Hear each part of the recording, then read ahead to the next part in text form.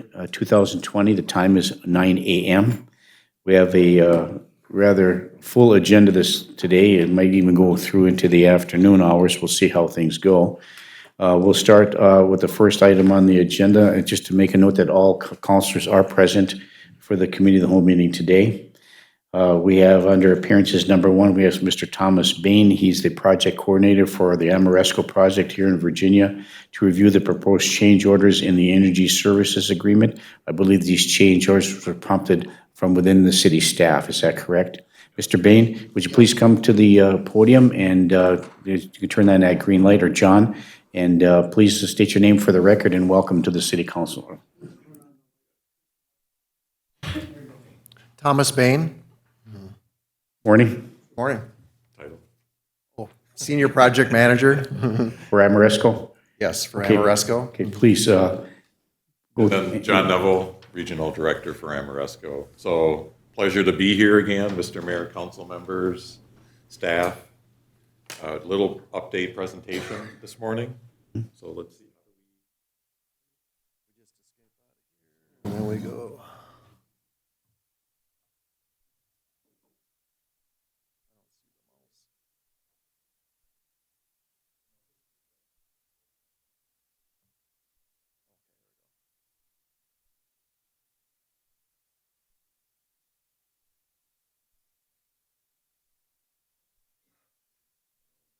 All right. Okay, here we go. All right. Well, thanks, everybody. We're here to review the change order requests for some items that was requested by the city staff. The first one on the agenda was the LED lighting options for City Hall. There's 2 options there. And then we'll go over the occupancy sensors and the photo cells for the hall entrances, mechanical room upgrades for the City Hall mechanical room, and HVAC upgrades for the senior center. Hit on the project status and a schedule update. So just starting off ECM1, the lighting for the upgrades for City Hall. Color Kinetics is the vendor that we selected. We had worked with our vendors, and they're one of the most reputable vendors for LED, and they've been around for quite some time. The Empire State Building was one of their big installations that they did that they're famous for. The Detroit Airport it's been installed for 19 years and it's still performing well. So kind of the longevity of their installations and their background is very reputable as far as the products that they sell. So we selected these to review with you today. This is in Chicago where the Ferris wheel is on the lakefront. Just that's what that picture is. So ECM1 for City Hall, there's the 2 options. They got for the iColor 100, the RGBA lighting, there's 1 and 2 rolls is really the significant difference here. And in the picture, if you see the kind of the lower part of that tower is lit, but the top is not. The next option that I'm going to show you is what we discovered during our mock test is that we needed 2 rolls of lighting to get the coverage because of the size of the structure. But if the choice is to go with just 1 roll, this is more what it would look like. It would improve a little bit because what we're intending to do here, and I'll get into it further in the presentation, is we're going to put the lights on a 6-foot stand a little bit back from the current existing floods, and it will light up a little bit more, but you'll see the options that we have here. So this one is $40,000 to install this. It comes with an iPlayer 3. That's the interface for the user. It comes with 100 presets that can be, there's a lot of different things that the system can do. It can do a waterfall effect, things of that sort, but 10 presets that you would pick for yourself that they would program on site when it was installed. And then it would actually operate on a calendar. If you had particular things like on St. Patrick's Day, you wanted it to be green, it could be green just based on the calendar and you wouldn't have to do anything. It would all be programmed into the presets. For Easter or any particular days you wanted a certain color, it would do that. The Data Enabler Pro basically is the brains that integrate between that interface. There's 1 set of cables that goes out to each one of the Reach Elite iColor lighting arrays, which there'll be 4 of them, around the perimeter of the tower to light all 4 sides of it. So this is the option 2. You can see that it adds 2 rolls, and that would give the full light of the entire tower, and that's really the difference. That's the 35W bridge there on there. The Viking Stadium also has these lights in the Fauché Tower. So just some local installations that where their product is used. Is there any questions on either of these 2 options? One question, if I may, Mr. Bain. These lighting, actually 2 questions. The lighting, the control unit for lighting is installed where to control that? The changes in lighting or program it, to It would reprogram it? be your choice inside the building. Okay. Where it's a Cat 5 cable that Okay. runs from that iPlayer 3 controller up to the Data Enabler Pro, which is on the roof.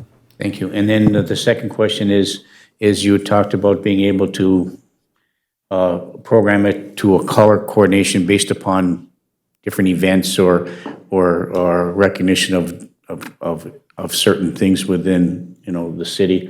So the question is that, say, for example, it's Christmas time, and you want to have have like Christmas, would it have the ability to rotate red to green and back and forth, or just one solid program for one color?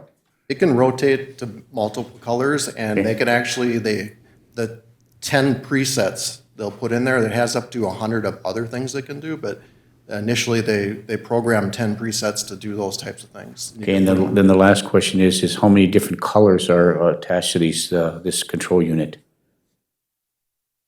I don't have an answer to that question. It can create almost any color you can on the color Okay. spectrum. So we can decide, because I want to make sure that whatever color represents the specific event we have the ability to, to recognize those events based upon that color scheme. Thank you, Mr. Bain. Anybody else have a question? Councilor Johnson? So this has been one of my dreams since I was little, so I'm a proponent of this.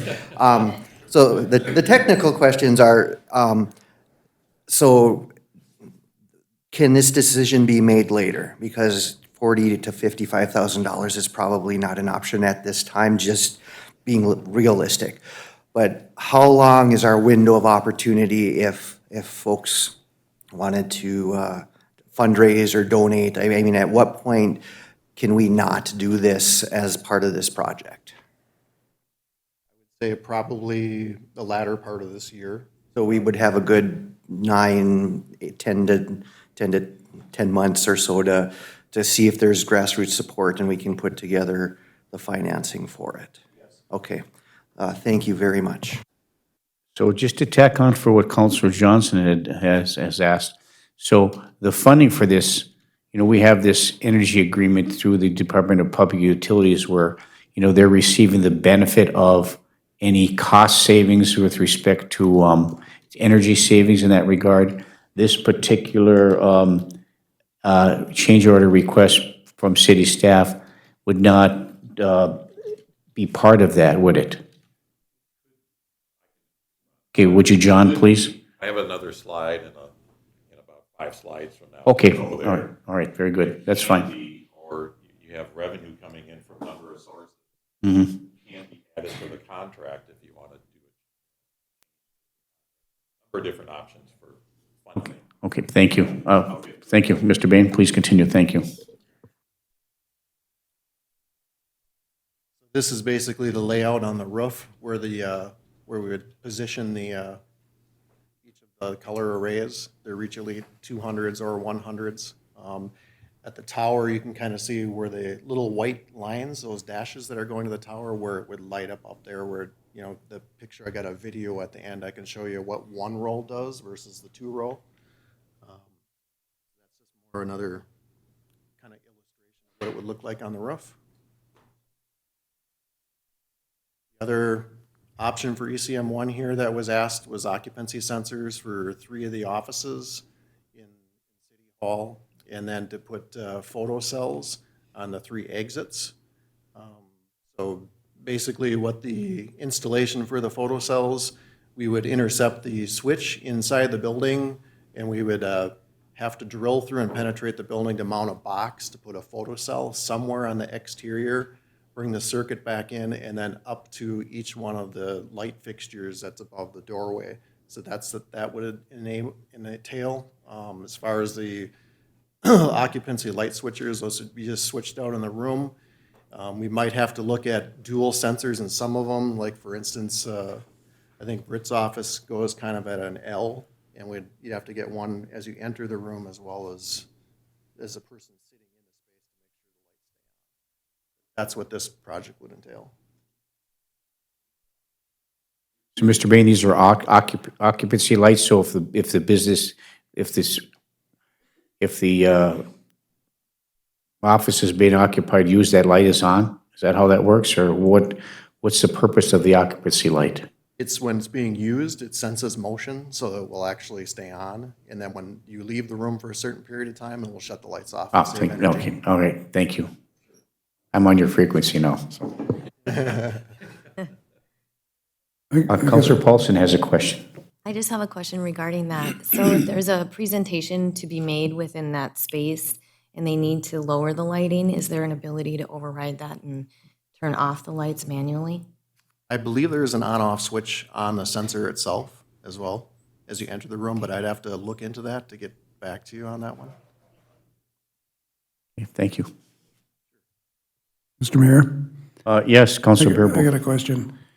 In Britt's office type area, is that just like they do in all these new buildings, it's just a switch changeover in the switch itself, or is there some big fancy mechanism? Because I know they just rewire in buildings and stuff and put those motion sensor things in. Is this more of a motion sensor, or is it a time sensitive one?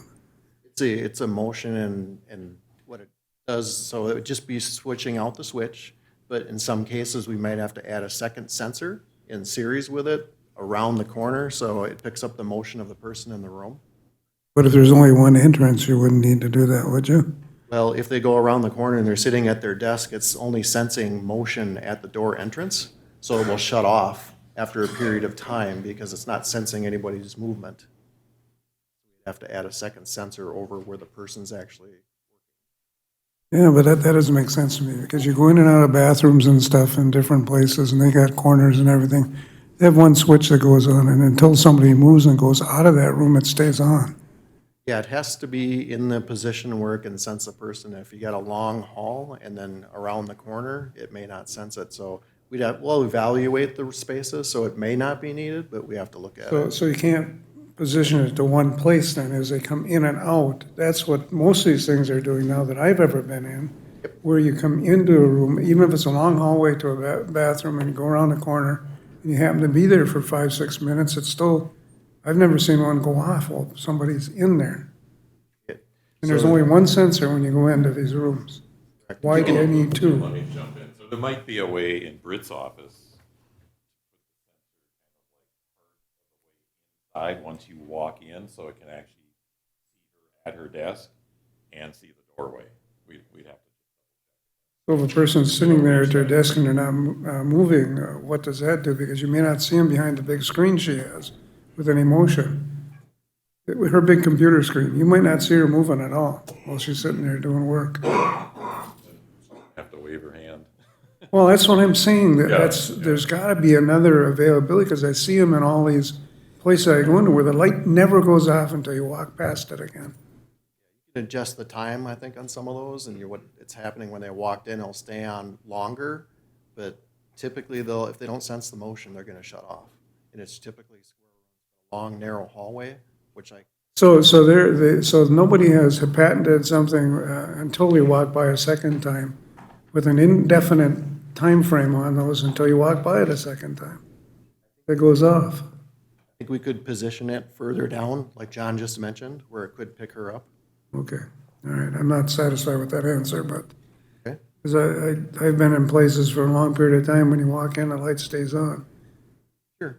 and there's a hallway, and when you go around the corner to somebody's desk or something, the lights are still on until I actually walk out the room again. I can follow up and talk with the suppliers to Okay, see if I that's. appreciate that, thank you. Okay, anybody else before we continue? Mr. Bain? The next was ECM 5 and 6 for City Hall, so it's mechanical valves and actuators and some controls integration. And basically what was requested here is a lot of the pneumatics have been having some issues, according to Kirk. I guess the building overheated one day, and there was another item identified with the steam to hot water heat exchanger, where the valve is a fail-safe full open, where it could potentially have a safety issue and burn somebody, because it would just overheat the water in the restrooms and so forth. So we were looking at upgrading all the actuators to the air handlers and the heating loop and this domestic hot water to DDC control. So we would change out the valve physically and have an electric controller versus the pneumatic, and then we would integrate that back into the control system front end that's being added as part of the base project and commission that. So that's what this ECM was about for the controls and for the valves. And there's also a section of piping that was identified that was in corroded and pretty poor condition that they were concerned about. And we would be draining down the entire system and replacing and welding in a new section of pipe there, adding some ball valves and swing checks out of the discharge of those pumps as an addition.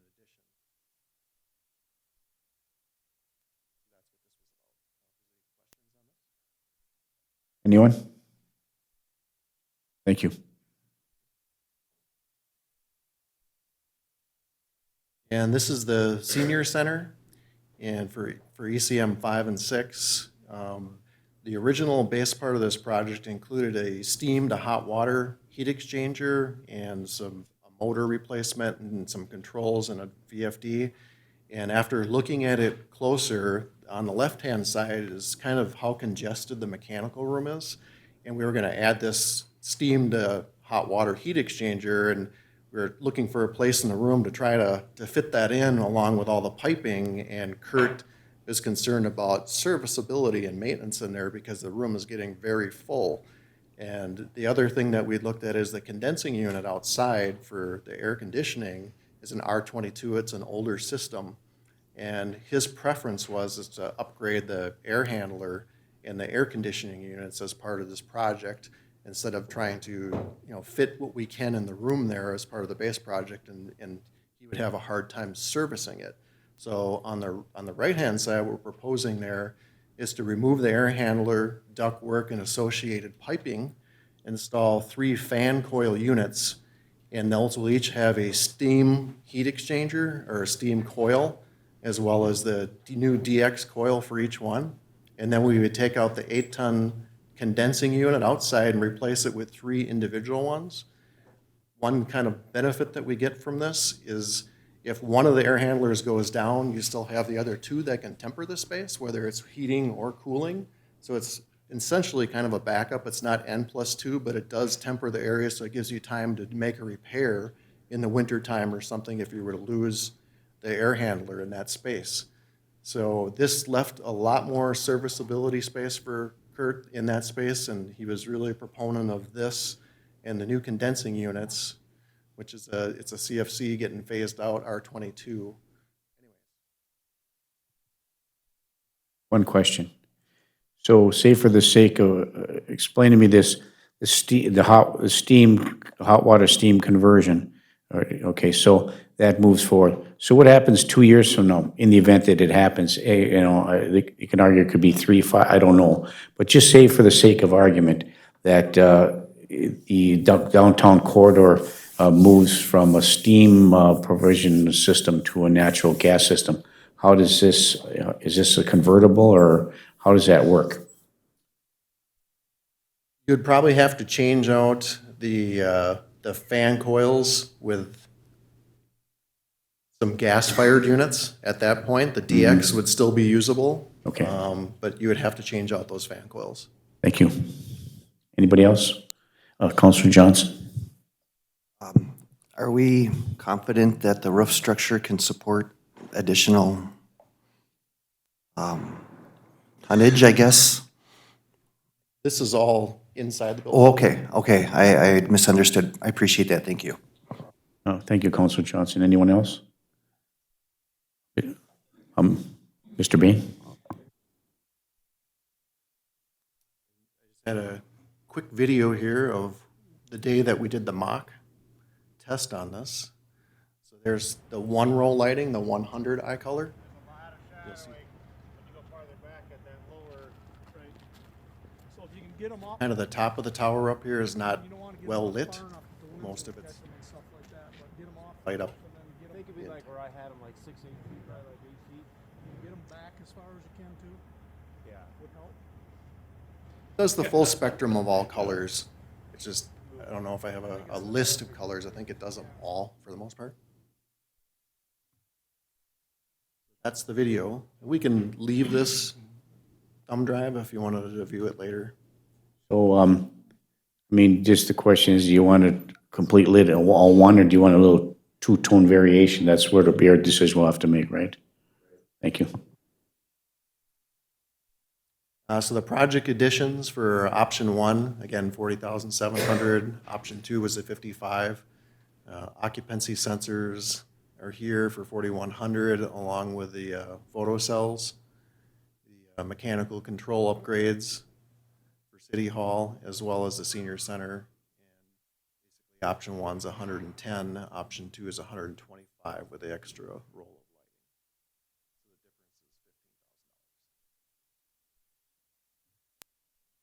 Counselor Paulson? Mayor, is this within our established budget between the city and Amoresco for our total project, or is this a change order outside of what the budget would encompass?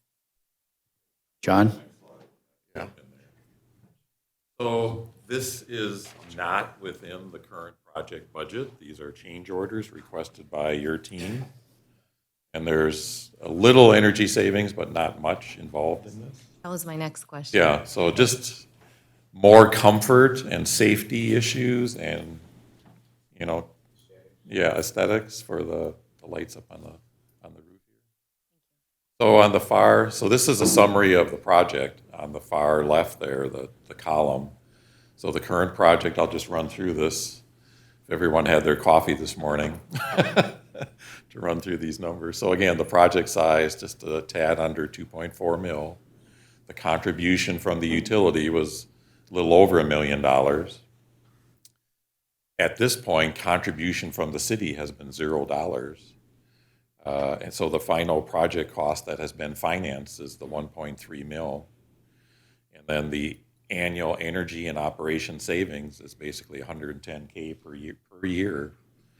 And then what was negotiated with the utility was to pay off some of those savings to you folks annually at $60,000 per year. So that's revenue coming in each year of this project for basically 14 years. So it self-funds, it's paying for itself over that 14-year term.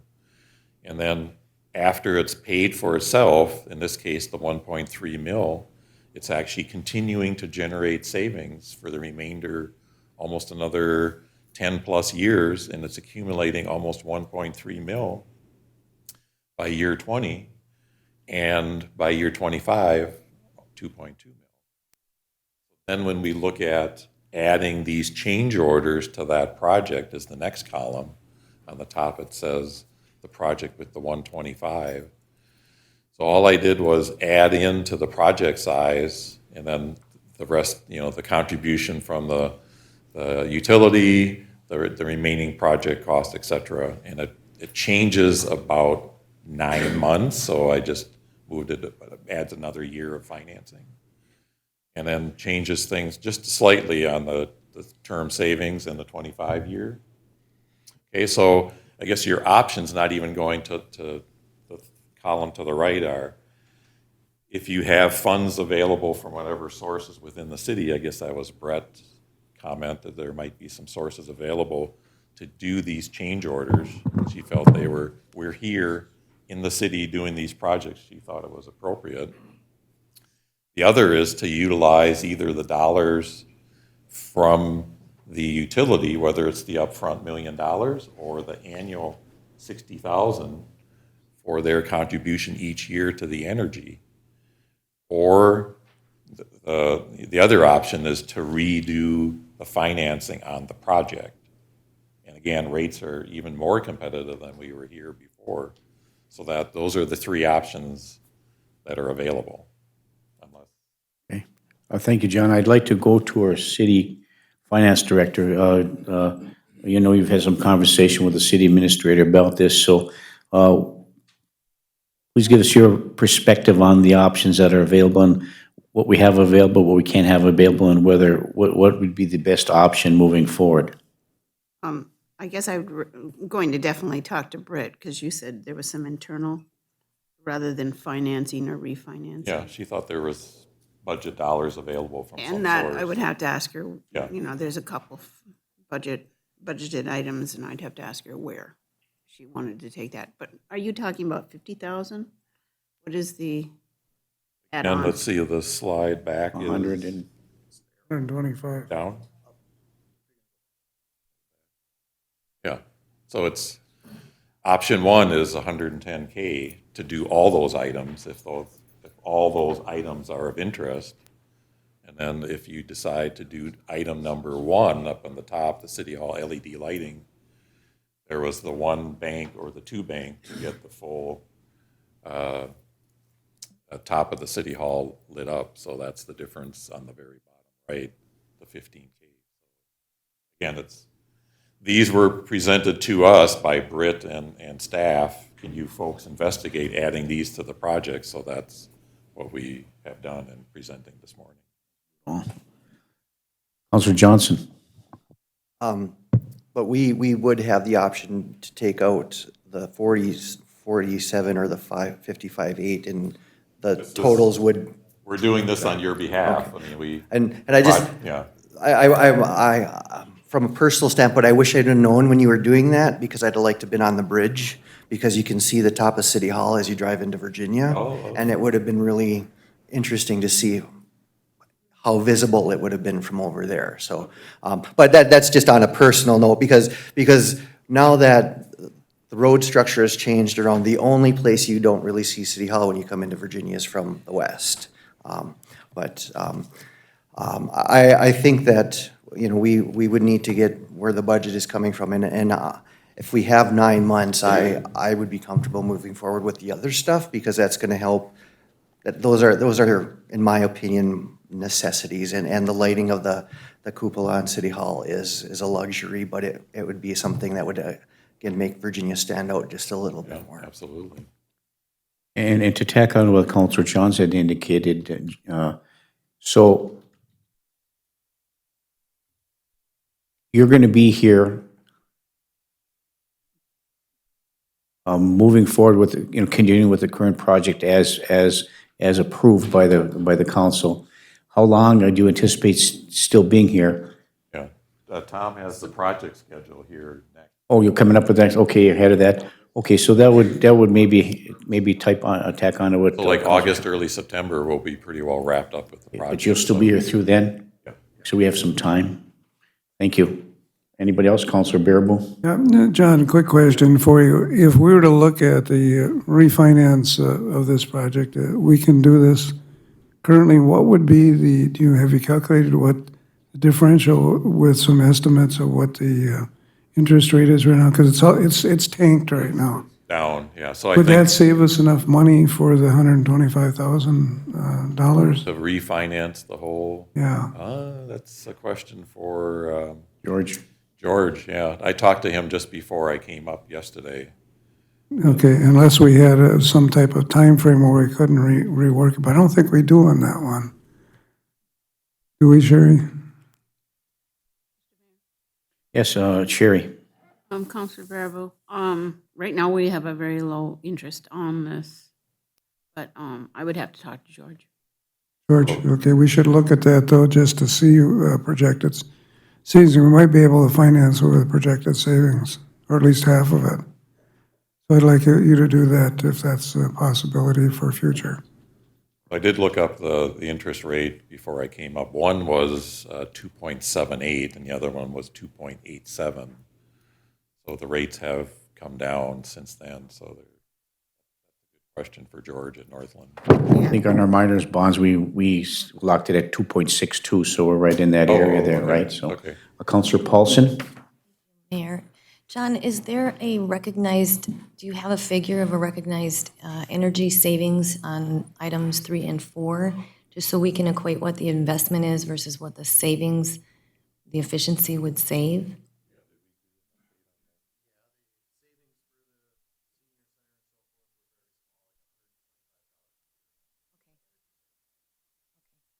And then on the City Hall mechanical controls, that's more for safety rather than energy efficiency? Okay, all right, thank you. Now, that's one of the reasons we didn't include it in the original project was Right, we were a lot looking of at it from the energy energy savings here. perspective, But yeah. obviously, when we were here working on the project with your staff, they notified these items, and it's like, can you guys give us some pricing to do this included? Thank you, Counselor Paulson. Anybody else before we continue? one with quick- one quick Counselor question. Bearable? This system within City Hall would be all tied to our emergency generator system, correct? It would work off of that. Everything you change in City Hall would work off our emergency generator It would, system? if it's tied in now, it I would believe it's tied in, isn't it, Mayor? Then it'll work, okay. That's the only question. want to make sure the light's on. Yeah, well, okay, thank you. Anybody else before we continue to move forward? Seeing none, John? Okay, so then just to continue, since you all had coffee this morning on this slide. So on the far right now is so the project as it sits is 14 years. So if you were to add in to this project, these items from the change order, that would jump it up just barely to 15. Now typically, state statutes allows projects with cities like yours to go 20 years. So we've done projects with City of Mankato, Apple Valley, St. Peter, et cetera, and they've all been 20 years, so they've tried to squeeze out the maximum size project based on a 20-year term. So I guess my point of this one is that if you can max out the project, if you see on the bottom right there, at the 20-year term, it's still self-funding the project now, all by itself, and still generating $189,000 at year 20. And then by year 25, it's still generating 1.2 mil.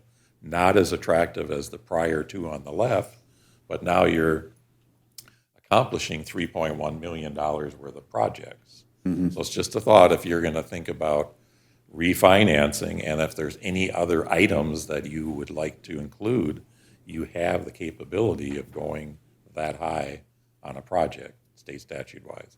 Just thought I'd throw it out there. Well, before we make a decision today, I always, as Yeah, you move through just- your packet, we're going to have to think this process through, but, to get the whole issue. So my question is, and you may not know this, Pam or Sherry, but this is our staff recommendations for these changes. I want to make sure that if we're going to make a decision to move forward with the recommendations from staff, that these are the only change order recommendations being made. If there's some additional ones that they're anticipating, they should be all inclusive in this one project, because I would not want to see this presentation made with some additional change orders as a result. So have you heard anything from our city administrator with respect to that, and has discussion been made regarding any additional requests by staff to make some changes to the contract? Sherry? The only person I've talked to is Kurt, and those are safety, those are major items there. They need to be changed, but But these are the only changes I am that they've aware. identified from staff's perspective. Thank you. John? Okay. Mayor, a quick Counselor question. Bearable? Sherry, has Kurt looked at all of what they're currently doing to make sure there aren't any other areas? Or has he just looked at these small areas? That would be a question I have, if he has looked at the other buildings and stuff, see if there's any major changes that need to be done there. Well, that was the question I just asked, that make sure Well, that yeah, staff knew but I that don't, this was did going he on. actually tell you he's looked at the other ones? I will confirm with Kurt. Okay, thank you. Well, thank you. Okay. John? Okay, next. I'm sorry, Counselor Johnson Oh, has another sorry. question. I apologize. So, my question, it may be irrelevant, but I need to proffer it. So can the electric work that we're having done on our new building be worked into this agreement? And if you can't answer that, but we're looking to see, we're looking for $6 million on the rebuilding of the Miners Memorial Project. And if we have the ability to finance some of that through Amoresco and the savings and so on and so forth, I think that's an outside of the box way of looking at a solution to save $1 million or $2 on a $6 million over budget So I'm project. not aware of exactly what you're talking about as far as electrical upgrades, but we could easily take a look at it. So we're here in town, we have electricians doing the lighting, et cetera, and some of the motors and, like various things. So I would assume And handle that. The prior slide showed that there's capability here, not for the full amount, 6 mil, but, No, but well, a good major chunk of it. And that's just yesterday during our conversation, we were talking about $30,000 here and $20,000 there. So I guess I would put that out to the universe and the city staff. If this is a way to finance $1 million of that or $1.5 million of that, that's that much less we have to figure out later. So I guess I would put that out to the staff to have those discussions if appropriate. Now, do you deal with B3 compliance stuff, Yes. which is the energy efficiencies of public buildings? Law requires some of the B3 compliance. Oh, absolutely. And so when we look at that, maybe, as Councilor Johnson indicated, we direct staff to talk to our Park and Rec Director and DGSW architects about, whether there's a partnership that could be incorporated in there, which could realize some energy savings, as Councilor Johnson had indicated. Okay, thank you, Councilor Paulson. So I really appreciate that. I think that's a really amazing idea. Just in looking over what we received this morning, not to segue, but this is a combined mechanical. Would that include like an HVAC? Would that include HVAC in that as well?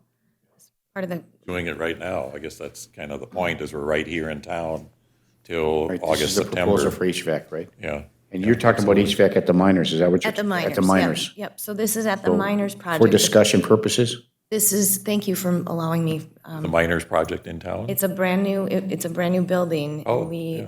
we've kind of superseded the budget. And so we're trying to.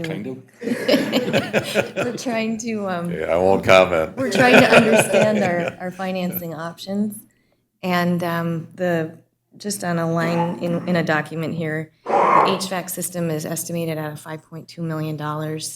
And that, I haven't gone through the whole entire listing of maybe what would fall within your parameters there, but maybe there would be a way to maybe have you guys look at this documentation and see how much, and then also work with George to see what those additional capabilities are. But if the interest rates are lower, it might make, I wouldn't be interested or open for an additional $125,000 to probably refinance the project.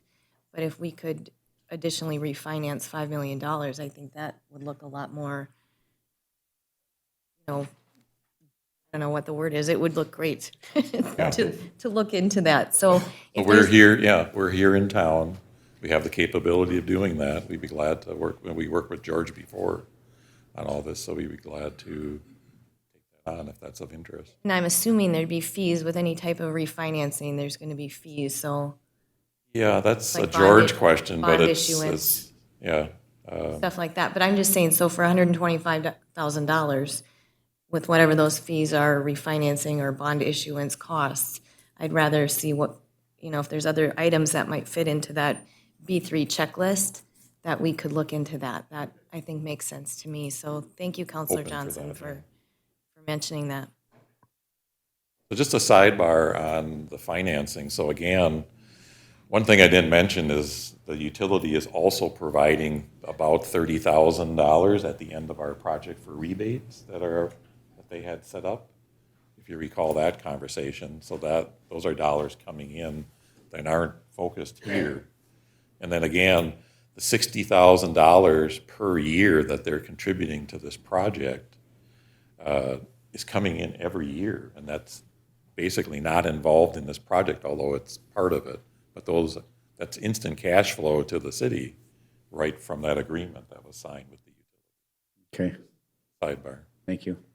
Councilor Bearable, you had something else you'd like to Yeah, bring up? I have something else. Steve, this will be of interest to you on the Miners Memorial Complex. The utilities will have in place what they call a Conservation Improvement Program, the SIP. They have to, when you put all these new things in, like Target adds new energy efficient stuff or any place, that generates dollars that the utilities has to provide for these programs to lower rates and stuff for the particular buildings and stuff. And we're gonna be going with the B3 program. So and I don't know how much that'll be on that new building, but it's, Target was a huge amount of money when they redid all their infrastructure lighting for computerizations. They don't come on all at one time, so you don't have the demand charge.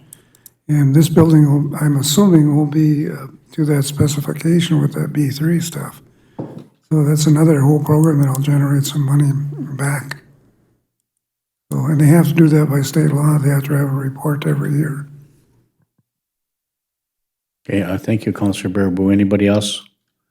John, please continue. Thank you. Thank you. I'm going to turn it back over to Tom. Mr. Bain? So for the schedule for the ECMs here, so ECM 1 is the building lighting. We just ordered the material, so we're expecting about 6 to 8 weeks on the lead time there. So we're expecting to start sometime in April, beginning to mid-April, first, second week, and going through August. ECM 2, the street lighting, we're 33% complete with that right now, and I have a list that kind of shows what we've got completed to date. Starting on 4/13, and that's for the building envelope, or later depending on the weather, because we got some caulking and a lot of door seals and stuff. We don't want to be opening up that if it's still cool out up here then, but that's our target date right now. ECM 5 is the HVAC upgrades. So we put the submittal list together and submitted that, and we're getting ready to order that material, and starting sometime around April 22nd and finishing by the 19th for all the upgrades, with the exception of the senior center, depending on if we go with another option or we stick with the base option that's already in the contract. ECM 6 for the building automation will pretty much go kind of hand in hand with the upgrades with HVAC at the same time. We'll be putting in the automation system and heat pumps in City Hall and so forth, and doing the library upgrades. ECM 7, we're just starting our design on that and expected to install that sometime around July 15th, roughly 3-4 weeks to install that on the clubhouse. So that's currently the schedule that we have right now. Are there any questions? Any questions regarding the schedule? None? Thank you. This is ECM 2, the street lighting. This was the actual, all the quantities and the locations, and what I'm tracking there is where we have installed some of the traffic signals. We got 350 Cobra heads installed to date out of the 500 and so. So we're about 33% complete.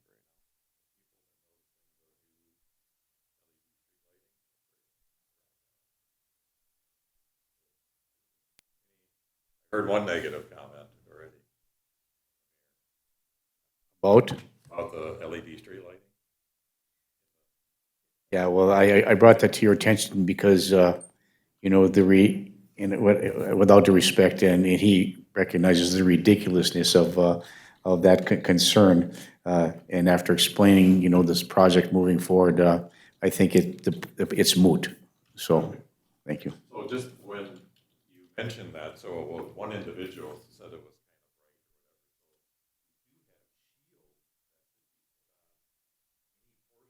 kind of bright, if for whatever reason.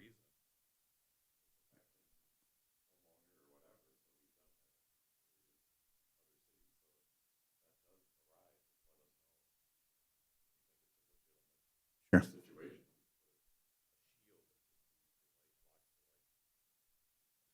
And just for the council's information, the complaint wasn't about the fact that it was too bright. The complaint was that this streetlight hasn't been operating for over 20 years where he's been living at, behind the Department of Public Utilities, and he liked it there because he parks in the driveway in front of his house. So when he backs out of this driveway, he can tell cars coming around the corner, so he knows there are cars coming. Now with the light shining so nice, he can't see that. But his family pointed out that the safety and security of that particular area, which causes a lot of traffic from downtown back and forth to different neighborhoods within the city, is a safety issue, and it's lit up right, and with the new trail being, so he said, yeah, I guess I don't have a concern. So I just thought I'd bring that up for everybody. Councilor Paulson. Thank you, Mayor. So just knowing that you have the capability of putting those shields on, could we get a cost estimate on those shields if going forward? As long as it's not 350 of them or something. Sure. Maybe just include that, just forward that over, just in case we end up putting As some long as we're other. known,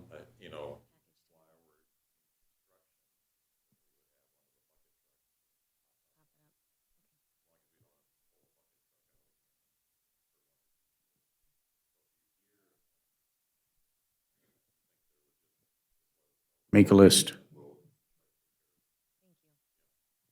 Thank you, Councilor Paulson. So we're going to have to look at some financing options and figure out a way where this money's come from, the best way for us to move this approach coming forward.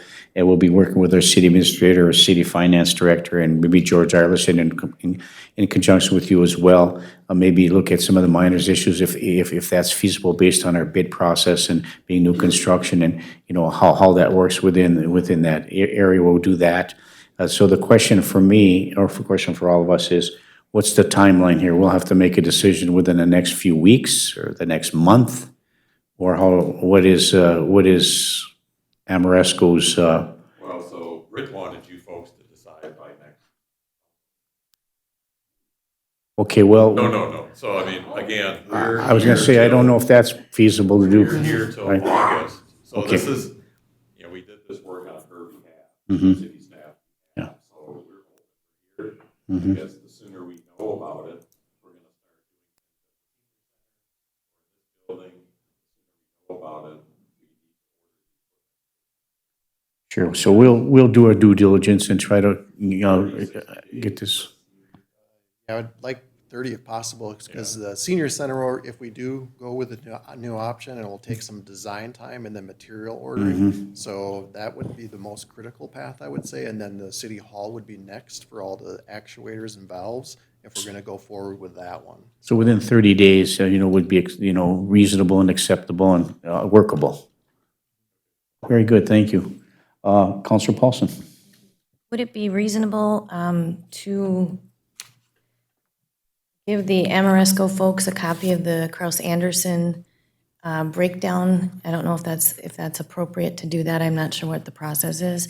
But I'm wondering, because I know we're on a timeline to make some decisions with the miners, I'm wondering if they would be able to receive a copy of this and then identify some potential areas where we could work within that with Amoresco, whether it's HVAC, electrical, plumbing, just so you understand the scope of what is going to be done at the new building, as well as collaborating with the design team from the miners and our Park and Rec director. But I don't know the process, so I'm asking if it's appropriate that we would forward on this document to the Amoresco company. That's a good question. Before we go to Sherry, I mean, would it be prudent, based on your request, to have the Amoresco people touch base with our Park and Rec director, our design team, and DSGW, and they can sit down and go through that stuff in detail and discuss, maybe there's some certain items on there that is acceptable. Would that be appropriate to do? And then if any additional documents need to be provided, they could do that? I guess that's what I was asking. What's the appropriate channel just to connect those folks to see what potentially could be identified in the miners project? So Very if good. that's the proper way, then That work? That's good, because I think being it's a new construction, we're gonna have to go out for bids, so maybe they Okay. need to, okay. put their bid in. Thank you for that clarification. I But really it's appreciate an that. option to look at, right? However, we need to do that so it's protected information. I'd rather do it the right way, and I think that's why I wanted to ask the question. So I don't know if a motion needs to be made to connect the two parties, or just recommend that they connect and meet. Do we need a motion for that? No? Okay. I think we just direct. if Okay. That's okay. And we're directing staff on which to, do that. Brian is here from our Park and Rec Department, part of our design team as well, so thank you. Anybody else have any questions before we go on to the next item? Counselor Bearable? Yeah, I don't know whether that's even a feasible thing to actually do, because we're under the new state standard that's going to change here in another month. That B3 standard, it's going to be changing and being more restrictive than it is now for all the energy savings. You've got a state inspector coming in to look at this stuff. We've got our building persons. We've got the architect that has to adhere to that standards for all the new energy reduction savings. I don't know whether there's any further need to put Amoresco in this, because that's all being done already with our consultants and with the engineering and all that stuff on that. Probably wouldn't hurt to look at it if you guys, I don't believe you would be in the bidding process for some of this equipment that goes in there. I don't know, maybe you are. Then it would be, Do you have a design completed that we could look at? We I, could definitely they bid the don't project. have all the mechanical and electrical done yet, correct, Matt? 90% done, Brian. So that would be an area that they could probably help in, but the actual equipment part for the energy savings, that's already in state statute and stuff, what we have to do with the P3. But equipment could be bid on and stuff. So it wouldn't hurt, you're right, Jerry, it wouldn't hurt to have them look at it. But as far as looking at the whole energy thing, they gotta get this done and in before a month, otherwise they're gonna have to go to the new standard, and that's gonna create a havoc for this project that hasn't started yet. If they get it in there and get it approved by the state, then we can stand with the old standard, and that's a huge, probably amount of money savings for the city. So that's my thoughts on it, Mayor. Thank you, Counselor Bearable. Okay, we'll explore every available option. So I think it's important to do, just to look at it, doesn't hurt. Maybe there's some option we can do. So is there anything else anybody has? I've made the presentation today. We have some work to do to look at. You're looking for a 30-day window for us to make a decision on the route we want to go. I think the recommended changes by staff are reasonable and prudent, and we need to seriously consider that. So does anybody else have anything else you'd like to bring up to Amoresco at this time? Seeing John? Yes. So one final request Yes. of staff. So we're obviously here installing a lot of the LED street lighting. I'd like to make a request of how to utilize a drone. I'd like to do kind of before and after, like down Main Street. I don't know if the city has standards or requirements for drone videos. Some don't. We've done it in just about all the city projects we've done. Share all that information with you, your website or whatever. I think I mentioned months ago, we intend to do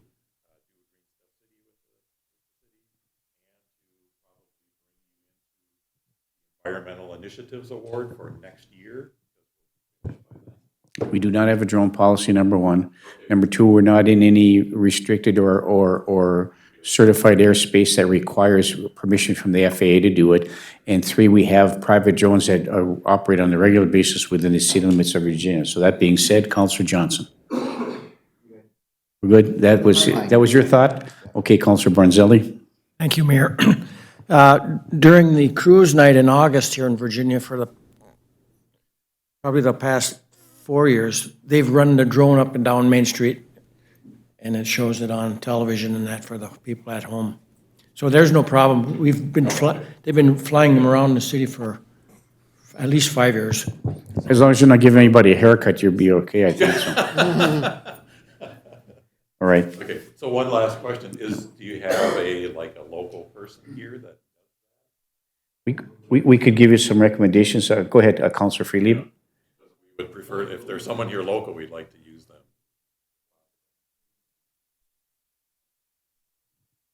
Floyd Lominen. We could get you that number. Okay, would you please? Yeah. Great, thanks all. Okay, thank you very much, gentlemen. Appreciate it. all I had. We have some work to Appreciate do, and we'll be getting back with you. Thank you for everybody for sparing the time today. Thanks again very much. Okay, item 2 on the agenda is the Minnesota DNR to request for Virginia to act as a grant aid sponsor for the Genoa ATV Trail. That has been withdrawn from the agenda because Gilbert has acquiesced and has recommitted themselves to act as the fiscal agent for that grant, which is in their particular area. So I would like to replace under item 2 with the council's permission to bring forward the Lyric Theater representative, Mary McReynolds, and a gentleman from, is that Art Space? Arrowhead Regional Head Council come forward. They have a short presentation they have to make with respect to the Lyric, and instead of waiting for it to the end of the other items of concern, we'll plug them in item 2 here. Yes, good morning. Thank you.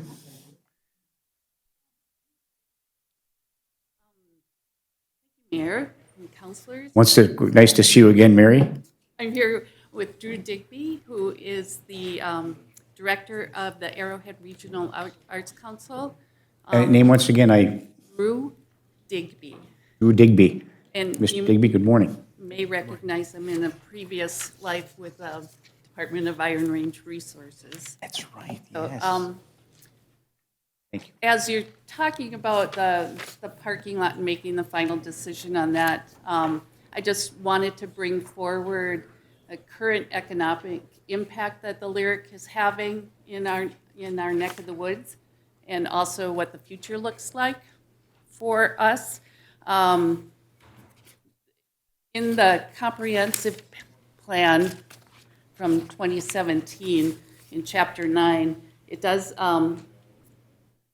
some of the policies that are in there are the city working cooperatively with arts organizations as an economic development tool. And I wanted to emphasize to you how important the Lyric is in our community and the types of financial impact it has, as well as the quality of life. If you look on the page without the pretty pictures, we have the 2019 financial information from the Lyric, and also according to Creative Minnesota, when someone participates in an arts event, the average that they spend in the community over the cost of that event is $24 each time. So the audience spending is equivalent to about $25,000 right now. That adds into making our impact right now about $88,000. But as we grow, the next phase will be putting in a small performance venue that Small Parts Players will be moving into, as well as Northern Stage Works, our community theater program, doing the ballroom and the lounge upstairs. There's a lot of infrastructure that's going to have to go into that, an elevator, all new plumbing, all new electrical, sprinkler systems. So the estimate on the construction for that is about $4 million, a little bit less than that right now, but it'll probably get there pretty quickly. But that's going to increase the activities that we're going to be able to do at the Lyric and increase our income and expenses as well. So when all is said and done, when we are completed with our project, our annual economic impact right now is projected at being about $2.9 million for the community. So just something to keep in mind as you move forward with other projects. We are working pretty well cooperatively with Brit and Revive Virginia. Right now, we are contracting with ArtSpace to do an assessment of where we're at with our planning process. They'll be coming up with budgetary information for operating costs and capital costs on the building. That'll go into our business plan. So as we start our capital campaign, that'll be great information for that. I guess I'll turn it over to Drew.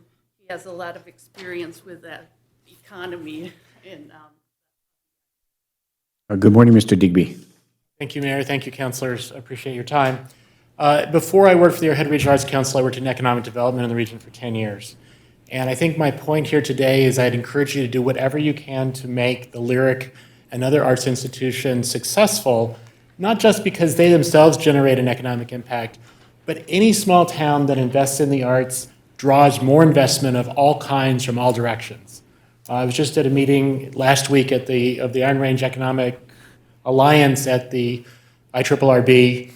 And what was interesting is we spent 4 hours talking about how the arts had had impact in different communities across the region and how much excitement and money it was drawing, not just in the arts, but across the range of economic activities. So as you move forward, I know you have to sort of parse things, but whatever you can do to be supportive of the Lyric will be good for the city of Virginia in general, the economy in general for the long run. So thank you very much. Yeah, thank you, Mr. Digby. May I ask a couple of quick questions? It may not be, maybe none of my business, but I'm just curious. I mean, we're looking at trying to get you that teen center transferred over to you, or whatever you can use for that. That's part of, you know, we've committed to that, which is important for us to do. Also, there's been a rumor that's been permeating and about the fact that the B'nai Abram synagogue was, you know, looking for a partner. And somebody had mentioned to me the other day at a luncheon that that maybe that the Small Parts Players was making a inquiry and about utilizing that space and partnering with them for that. I don't know if that's the case or not, but I'm just, you know, I don't know if that's part of within your planning process of looking at that. I mean, obviously we would be supportive of that moving forward, but anything that you're going to be doing in arts and entertainment, as evidenced by all of us have traveled throughout the United States, and I just happened to be just outside of Oklahoma City last month just for a 2-day deal for work, and they have these arts places all over the place. They have these little statues. They have arts and entertainment. I'm just talking about, but this kind of thing with the theaters, that they have these small parts theaters. It's important for communities to have that, and we're fortunate to have the Lyric Theater on the Chestnut Street in downtown and all the hard work you've done. So I think we are committed to help you in any way we can. So does any counselor have anything like to add to Mary and Mr. Digby's proposal moving forward? And I think it was an informational thing. This is really a nice little brochure for us to take a look at. So, at tourist places, kiosks all around the area, around the Arrowhead, actually. So it is bringing people into town. Just a little bitty map that we did. that is really impressive. Thank you very much. Okay, does anybody have anything else? So please don't hesitate to give us a call, Mary, meet with Britt, or I'm available. I'm sure any council is available too, to see if we can help facilitate any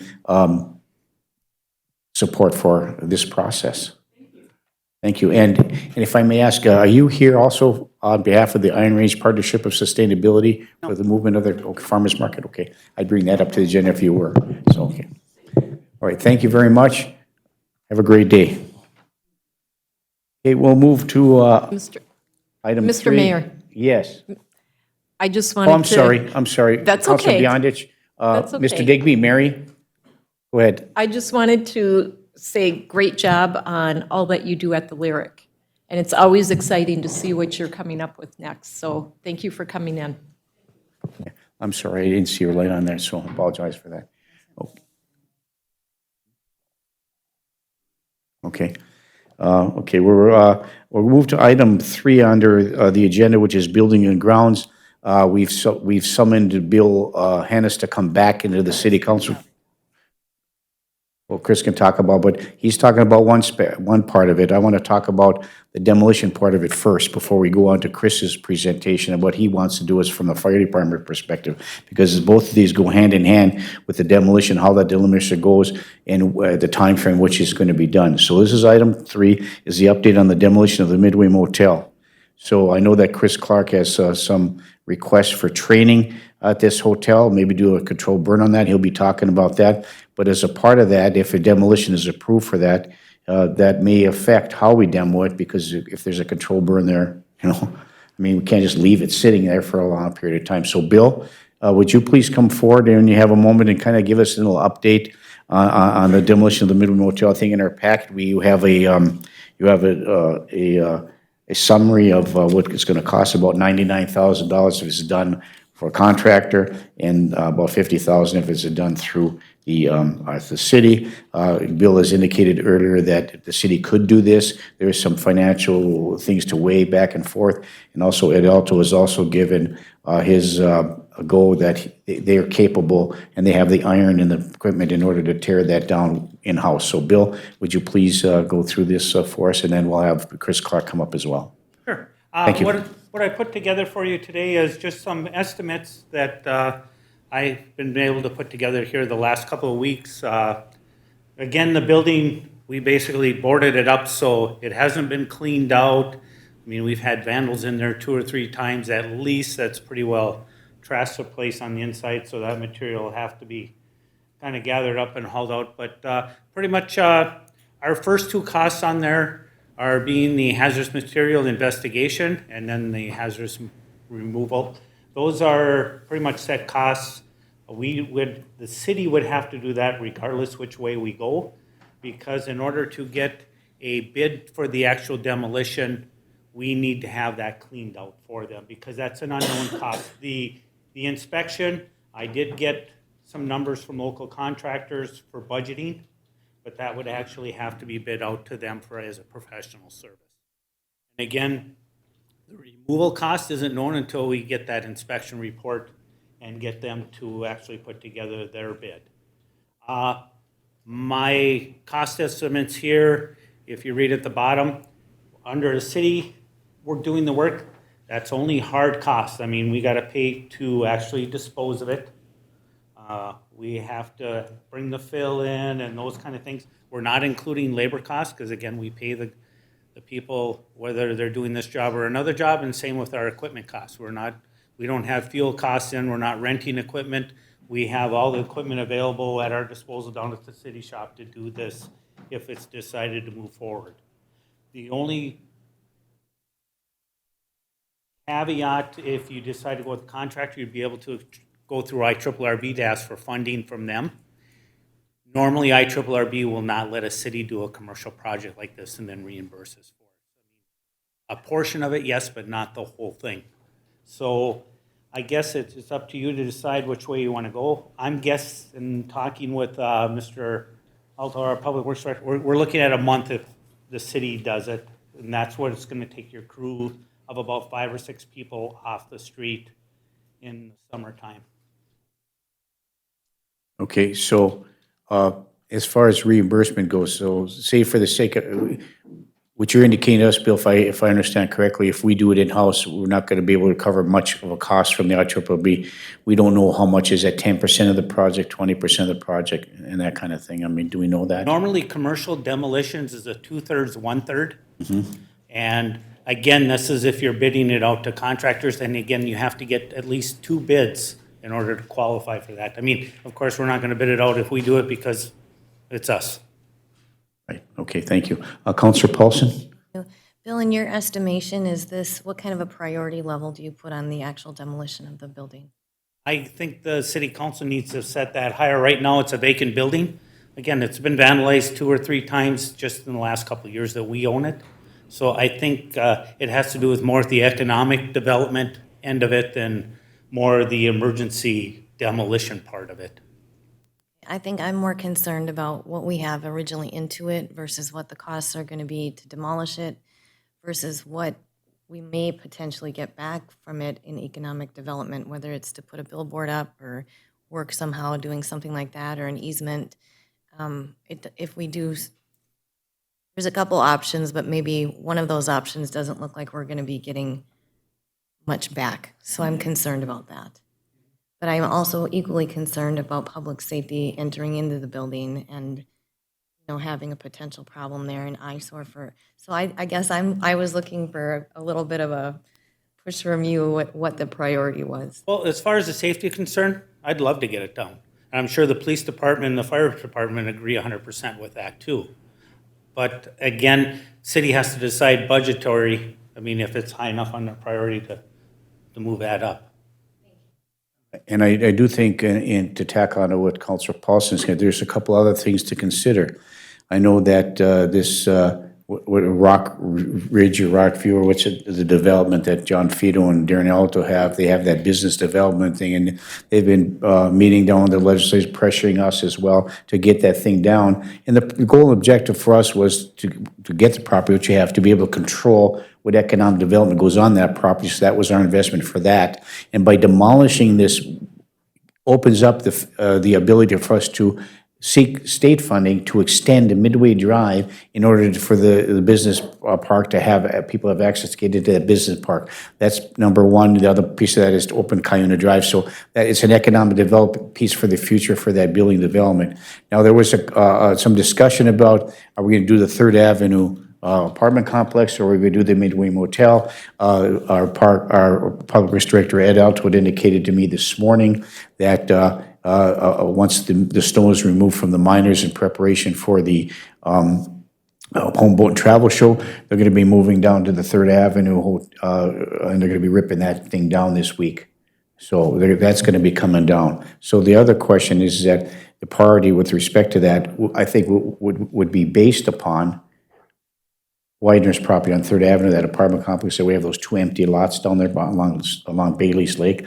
So the question is so as the next presenter with respect to this would be Chris Clark, our fire marshal, who's going to be making a request to maybe do a controlled burn there. So that may accelerate our decision, because if we allow this to happen, which is a training exercise, and part of that is burn, whether it's one part of the building or the other, you can't let that thing sit for a long period of time, so it's going to have to come down as soon as possible. It adds even more danger and more safety issues as a result of that. So just some of the things for us to consider moving forward. Bill, is there anything else to add before we go to Mr. Clark? Just a couple of things before Mr. Clark comes up here. If you do look on mine, there is an additional cost if we do burns up there. It's about $20 more a ton to dispose of, because it's now hazardous material. And two is that the buildings there's a single-family residential in the back and the hotel, they're still physically attached. Those have to be disconnected before the fire department gets in there to keep water or smoke from entering the buildings and, causing us problems and liability in that. And again, fire department can't go in there and start any of their activities again until we do the inspection and the hazardous material clean out also. We don't want them in there busting things up and spreading or making any asbestos or anything like that. Okay, so the question is, is there a formula that you use for square footage of buildings based on size, based on materials? Or is it possible, if you give us a rough estimate of how much tonnage would have to be removed from that, approximately based on the tonnage fees here? Any idea? Well, you're looking at approximately $50 a ton, and I think I put 20,000 in. 20,000 ton? It's about $50 per ton. Okay. And I estimated about $20,000 for the demolition disposal costs. Okay. Again, this building might be a little bit lower or higher because it is more of a block concrete building, and we'll be recycling those materials. We'll be taking those up to Northside, so there won't be a cost besides our hauling costs to dispose of them. This is just for all the wood, the garbage, and everything else that's accumulated in that building. So those are only the materials that we take to the actual disposal site. So regardless, so the concrete goes up the north side, right? Yep, concrete will go up, blacktop will go up, anything we can recycle and crush will go up to that site. Okay, so the next question for me is, regardless of whether it's burned or whatever we decide there, that there's still a $25,000 investment to do the hazardous materials inspection, which apparently NTS is the bid for that, and the hazardous material removal of about $10,000. So regardless, that has to be done on the outset before. Any which way it goes towards demolition, those two items have to be taken care of. Okay, then I think we would like to ask Sherry, as we're moving forward with this, minus whatever potential reimbursement we can get from IEEE, if we were going to do this without going through the demolition program, is is it feasible, or is there money that we can move from part of the public works budget that's based on to dates estimate of where they're at?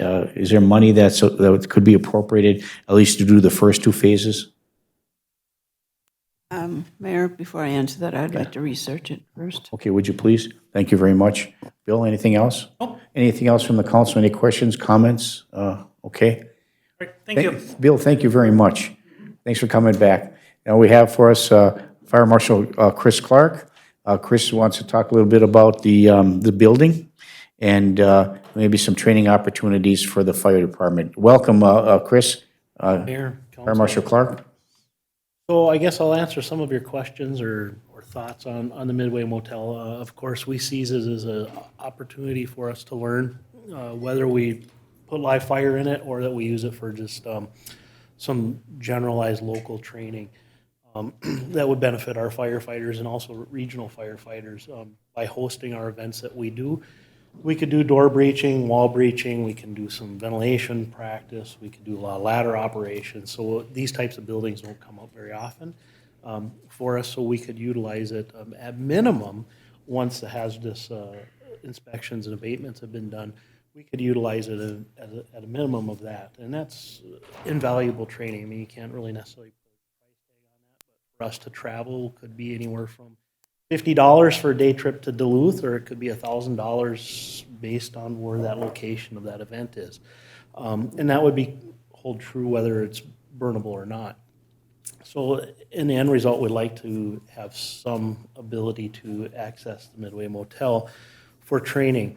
As to burn the whole structure in the entirety, I don't believe that's going to be an option just based on the proximity of the residential house to the backside of that. As to do the controlled burns, for an example, we did the Days Inn over in Evelyn here a few years back. That actually ended up being, we had about 50 fire investigators from, actually this was an international event, so we had somebody from Australia to come over, and then we had 5 states represented from the U.S. that these folks came for a learn.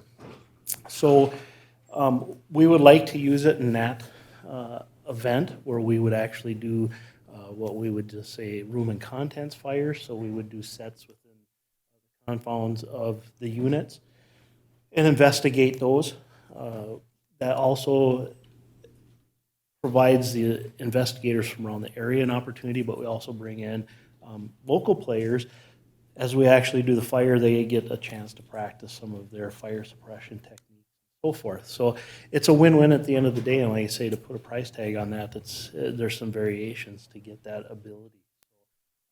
We have a lot of ability with that building to utilize it. So when you kind of look at that removal side of it on the backside, it's a little more costly to take that disposal, but what we get on the training side and the money that would have been spent on that front side, we're reaping that, and that's a very minimal cost when you look at the whole picture. So we're here today just to answer your questions on what may be or may not be. As Mr. Hennis said, we do have the concern about that vestibule or breezeway that connects the two properties. If we remove it, our minimum distance is 9 feet from back wall to the residential property. But we do have some smoke concerns, attached or unattached, that we have to deal with, and we need to consider that. I do have the representative from the International Association of Arson Investigators coming up here in the near future. We'll take a little more closer look at the property to try to look at what we could do to either that smoke or not, and based on what your decision is to say, you know what, we just don't want any fire smoke liabilities, but we'll offer you up that ability to do some local training and so forth. So I would look for that type of input back to you, but if I can answer some questions, as I get that information, I'll share it with Pam and the mayor, and we'll get that out to you as what the IAAI can do for sure. Chris, Thank you. Councilor Baraboo. Yeah, thank you, Mayor. Chris, if we decide to do something with the fire department, personally, I would prefer small internal burns for investigation and stuff, not a whole structure burn, because we do not own that house next door. That is a private ownership. That's off the table to burn the entire building Okay. down. We would not be able to do that. We could do it within each cell or unit, but to burn that entire building down is. Okay. Are you talking a one-day event, two-day event? Maybe a 2-day. We've done it as much as 3 days, just for the learning opportunities and the units, and that would be a decision that the IAA would make. So, a 1 to 3 day event. So if you did the internal stuff, that really doesn't dissipate the tonnage on that building very much if you do small ones. So we're talking, instead of $20,000 estimate, we're talking a third more at least because of the price differential. Because I don't care how small a burn, you're going to have to do the hazardous waste. At the end, if we do any burning in there, it's going to Hazardous. increase your tonnage. But again, as I said, on the front side, on the amount you would spend for training to send I all of our understand. folks, you would reap that back. understand. So, I just want that to be clear, it'd be about 26,000 estimate then instead absolutely, yep. of 20. Counselor Johnson? Mayor, I got to witness the Evelyn burns. That was an amazing opportunity when you did the practice at the Days Inn. I was there. That was cool. Do we ever offer these training opportunities to the local police departments to be able to utilize those spaces to try some and use some of their techniques? I guess that's something I would like to, as we continue to move more towards this public safety center, and I guess I would put that out to you and the training officers in both departments, I would like to see us start looking for collaborative public safety grants for those training opportunities, because I would think that motel would be an excellent opportunity for our local departments, not just the Virginia department, as you open up all your trainings to anybody and everybody, but to be able to utilize those for local departments. Maybe the canines can do some practicing in those old rooms or that kind of stuff. So I think that any opportunity we can utilize our resources to increase the health and safety in general is amazing. And the disposal of what's left over to me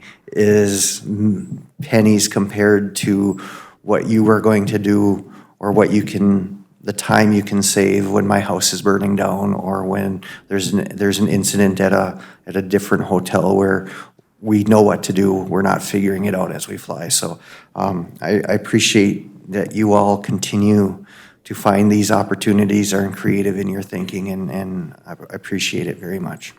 I can answer that with respect to law enforcement. I mean, in emergency response, ERT, SWAT, whatever you want to call it, we used empty buildings all over St. Louis County to do it, even down in the metro area. In addition to that, we had active shooter practicing with respect to the police department at these empty buildings, and as Councilor Johnson alluded to, those are a perfect opportunity in which to do that. I would imagine you prefer to have training prior to a controlled burn somewhere so that you're not worrying about CPAPs and all that kind of stuff. But yeah, I think the training opportunities are important. And, if we're putting additional monies into a disposal that can equate, I think, to Councilor Johnson's point, that it equates to a training opportunity, which is an enhancement in your abilities to respond to emergency services, depending upon what is the focus of your training is. Anything else to add, Chris? I think if the law enforcement wants to do that, we just need to make sure, if that offer is there, that's coordinated based on, one, if we're allowed to do any burns in those cells. Two is, if we're not, and we're going to utilize some of that training, maybe we can do some cooperative training as in door breaching, those types of things with the emergency response and that, just to keep the salvability of the building, whether we do burns or not in it. We just need to make sure that's a coordinated effort with all parties. Okay, this is an updated report on the demolition. We've asked for an updated cost estimate for the demo. We did get that from Bill Hennis, so we have two options to look at. In addition, there was a request for the training component for that once the first two phases are done.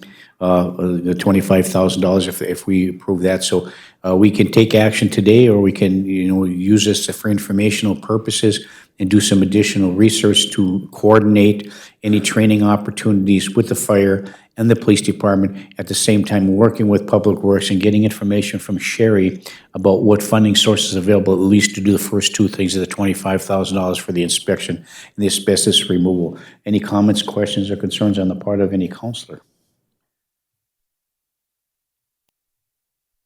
Chris, you have something else to add? If I may add, just on the cost side, so if we actually host this and IAAI comes up, they'll take care of a lot of some of the prep work costs and those types of things. So it would just be basically our operational daily training costs that would attribute to fuel pumps, those types of things. And then, generalized manpower that might be needed specific for that. But we should be able to maintain those costs within our side with some support. So as during your collapse building training, part of your USAR, is that usable funding for that? We may be able to. Again, once we've got this, we can kind of mold our options. And then we had the ATF over in Evelyn last time doing some testing projects, and we also used that to do a comparable burn to stage for the state. To prove a case whether it was arson or not. So we might have those opportunities as they pop up and kind of multi-fold these. So it's definitely a good thing. So first we need to get information from Sherry about what monies are available to move forward, particularly at least with the first two phases. And then if that money is available, maybe we could have it even by the next council meeting, where we probably can take some action based upon that, do the first two phases, and then do the training, and then do the next two phases after. And do it all in one. We get training done by police, training done by fire, get this asbestos and the inspection done, get that taken care of, ready for demo. So if it takes a month to demo, it's almost ready to go then. So, does that make sense to everybody? Anybody have any questions or concerns or comments? So we'll direct staff to do that and come back to us by next Tuesday with a recommendation. Can you do that, Sherry? Okay, very good. Very good. Anybody else have anything? Okay, Chris, thank you very much. Appreciate it. If I may ask, Mayor, just that I got the podium for a moment. It was brought up to me yesterday from some of our staff when they start moving forward on the stadium removal, if the fire department's able to get in to do some training over there, as well as our USAR team. So I said I would mention that. Well, miners will not be deconstructed till next year. This would be for the stadium, when they start removing the stadium. If you would coordinate with Brian Silber about that, and Britt, and then we should be able to move forward there. We don't have a problem with you doing some training there, right? This would be would this be a time where you'd use that USAR training that you've had? There's been some discussion on that, so Okay, I just said I would ask, but for sure some breaching, and there's some doors there that would be advantageous to learn. Councilor Paulson? Thank you, Mayor. I think that's actually a great idea. And I'm sure Brian would love to visit with you about that. And I just wanted to ask, if you do collaborate, could you take some photos so we could see that as well, and what that tried to make entails? sure all the media is involved and Yeah, I think that would be great for the public to see too as well. So thank you for that. Thank you, Councilor Paulson. Okay, anything else? Okay, thank you. Does anybody need to take a break before we move forward with the next item on the agenda? Okay, let's do that. Let's take 5 minutes. Thank you. For our operator of our public access, we're going to take 5 minutes.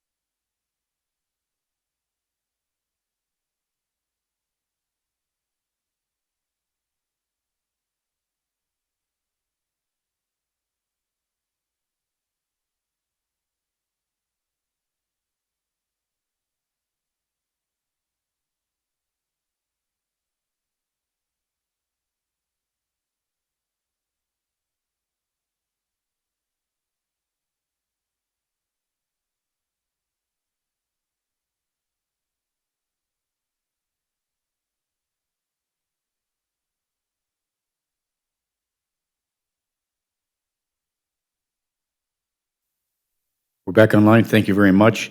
We just came back from a break. We're back in session at the open committee of the whole meeting. Let's skip down to item number 5.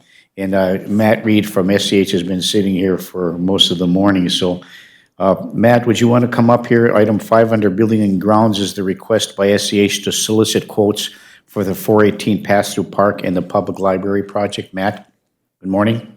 Good morning. In your packet, you should have a letter from me. I do have a copy of the plans and specifications. I did email them over, but there's kind of a lot of pages, so we didn't print them all out, but certainly we can pop them up on a drive if we really need to. But the ADA improvements and the sidewalk improvements in front of the library was before you last summer, if you recall. We actually did take bids sometime midsummer, and the bids came in. I think we only had one bid, come to think of it, and it was quite high just due to the contractors being booked up and not having the time. And so at the time, the council decided to postpone it for a year and revisit it now.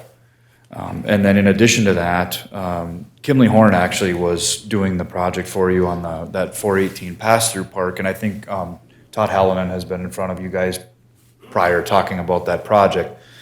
So what staff had recommended or suggested or asked that we put together one bid package for the two projects and try to bid them together. In and of themselves, they're relatively small projects, but thought maybe we would generate a little more contractor interest if we bid them together.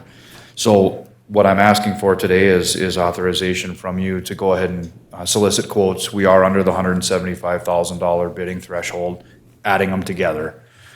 We do have them set up as separate bid packages within the one package, but collectively they are estimated to be under the 175. Hopefully that's where they'll be. And so Todd provided the information on that project, and SEH provided the stuff in the library, and we worked together to pull it all together. So I can answer any questions, or if we get that authorization, we would intend to solicit some quotes from determined contractors, and we will bring that back later in March or early April for review. So the anticipation is that we might start on that project this year? That's the hope. That's the hope. Thank you, Matt. The Pocket Park would probably start earlier. The library, the dates are set for August to work around some of the events that they have over there, and the intent would be to have it done before Labor Day, before school starts. Fantastic, thank you. Councilor Paulson. Thank you, Mayor. I guess I have a question for Sherry. Did we budget this? I thought we did, but I'm not positive. I thought the Pocket Park was budgeted, but I don't know about the library project. There's a $92,000 grant out there that we haven't tapped yet for the library. Okay, great. So this is all within a budget that we've planned for. Thank you. Thank you, Councilor Paulson. Councilor Johnson, then we'll go to Councilor Bearable. Councilor Johnson. Thank you, Mayor. I would move approval of going out for the bids as a combined bid to hopefully get that for these two projects. Okay, moved by Councilor Johnson to move forward with the item number 5 is for SH to request I'll support, quotes. Mayor. 418 Path-Through Park and Public Library project supported by Councilor Bearable. Is there any further discussion? Do you have some? No. Oh, okay. Beat to the punch there. Okay. Well, any further discussion with respect to this? Hearing none. All those in favor signify by saying aye. Aye. Aye. Opposed? Motion carries. Thank you, Matt. Thank you very much. Okay, we'll move back to item number 4, is to discuss the proposed pilot project study at the wastewater treatment plant for the phosphorus removal, another unfunded mandate by the state of Minnesota. Well, actually, it's not a mandate. It's almost pressure to comply or pressure to voluntarily, participate in the study. So in your packet, for you have something from Bill Hennis, which comes from Jessica Hedin from SEH regarding the chemical for phosphorus removal. And you can see in your packet that is for the inflow outflow. So if you take a look at some of the benefits that they're anticipating we have from that, I could read the entire form for the sake of the general public, but basically it's to add some chemicals for the phosphorus removal. That's wastewater treatment will help allay some of the issues with respect to our infrastructure there. And this really they've asked the city of Virginia if to do the chemical trial using the ULNR, which is, if it is unable to achieve the future phosphorus limit of 0.07 milligrams per liter consistently throughout the trial, the city would have another supplier to consider. So I don't see in this packet, well, I do see in the packet on page 2, sampling and testing estimated between $300 and $500, but I don't see a significant cost associated. I think for one tote is $2,100. I don't know what that means, those totes. So I was hoping that, Bill, do you have any information about that? You could provide some clarification for the layman like me and layperson like me and others, how this works and what the goal and objective of this, Bill? Well, the whole objective is down at the wastewater treatment plant, we're now using the RE100 chemical to bring us, and we know we can get down in our compliance rating. And right now, that's the only source that we have. This is, hopefully, if this chemical works as it should, in talking with Jessica, they've used it a few places in Wisconsin and it's worked well. This will provide us with another vendor so we can actually get bids for this chemical. Again, our costs are going to be minimal because right now the chemical that we're using, we'll be turning that off and putting this new chemical online. So the chemical costs will be pretty much a wash. It's just some of the labor costs and all those. We don't have to change the feed points right now, so there's not a big piping fiasco to go through on this. It's pretty much, if you remember when we switched or when we did the pilot study for the RE100, that we're gonna probably end up start using in 2021, I think, or 2022. We can use all the same feed points that we used for that pilot study and that we're currently using for our ferric. So, I mean, it just gives us the flexibility down the line when the MPCA mandates these standards we have to make. We'll have 2 chemical suppliers, hopefully, instead of just 1, so we can competitively bid it. So my question to you, Bill, is, our options here as far as being able to try to comply with the standards the way they've set now. We are reasonably confident that we can meet the standard by applying this new chemical, right? Well, the chemical that we currently pilot tested about a year ago, RE100, we can make that standard. It's expensive, but again, the MPCA doesn't care about that. It's just that we can meet the standards. Yeah, another unfunded mandate on the MPC. And then we'll, hopefully, if we can make this chemical work, we'll be able to at least bid it so we can, have some idea of what what it's going to cost us to meet these standards. And this is a necessary investment in our wastewater treatment plant. I really think it is, Council, because again, the cost of wastewater treatment is getting to be so astronomical. I mean, we have to find any way we can send a little money here and there. Thank you. Councilor Paulson? Thank you, Mayor. I guess I would like a clarification. Is this an additional project and it's not correlated with the NRRI study? You're correct. Okay, so this is something outside separate. and be of. What we want to do is get this up and going. We're working with them to either get it going before or afterwards because we don't want to alter their study right now. Because right now they are basing their study off what the ferric that we currently run every day down there, not the RE100 or this chemical. So we'll work around their schedule because they're coming up this summer to do that pilot study. Okay, that was my question. So you'll just work around it regardless? We'll either get it in before, because we want to run it a couple of months at least, or we'll do it right after them. Thank you.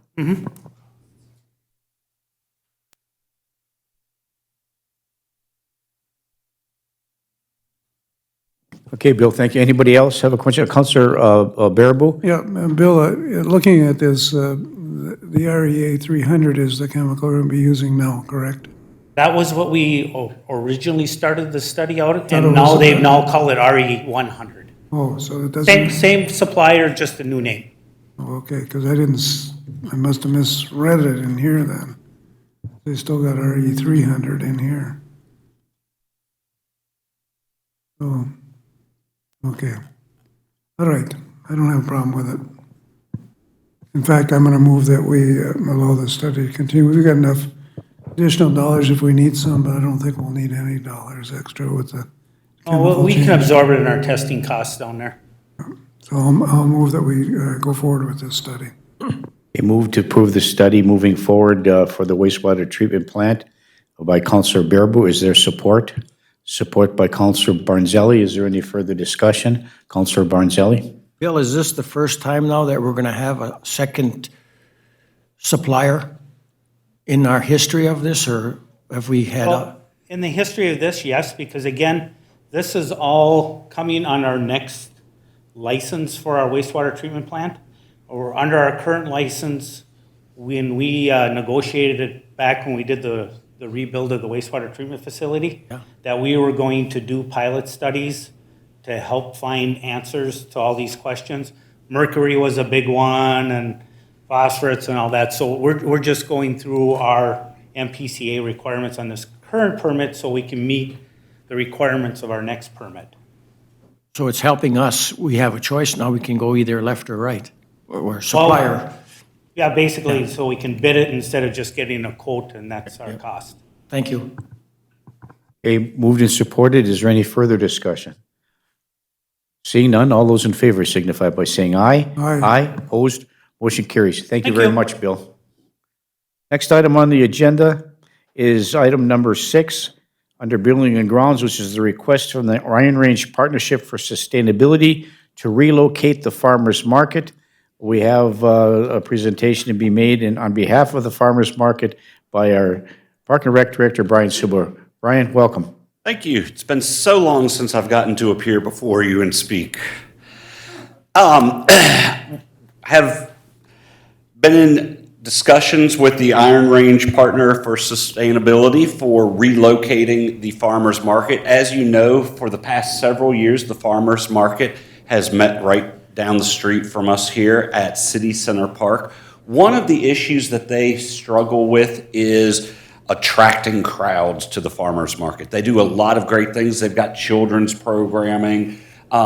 They've got all kinds of different events that are going on down at the farmers market. They just don't get the large amount of crowds. And when they were at a conference here over this past winter, they realized that visibility is a key component for them to be able to draw the crowd. So they started thinking and reached out to myself and to Britt asking, is there another location that we could possibly go?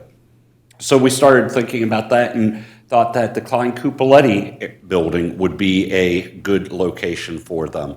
Now, we currently do some summer programming there. We have some joint programming with the YMCA that we do at that location. Moving the farmers market there will not negatively impact any of the current programming that we do. In fact, the Iron Range for Sustainability is looking at working with us to try and make some upgrades and work with us on some grant applications that would benefit that building, which would make it better for the entire community.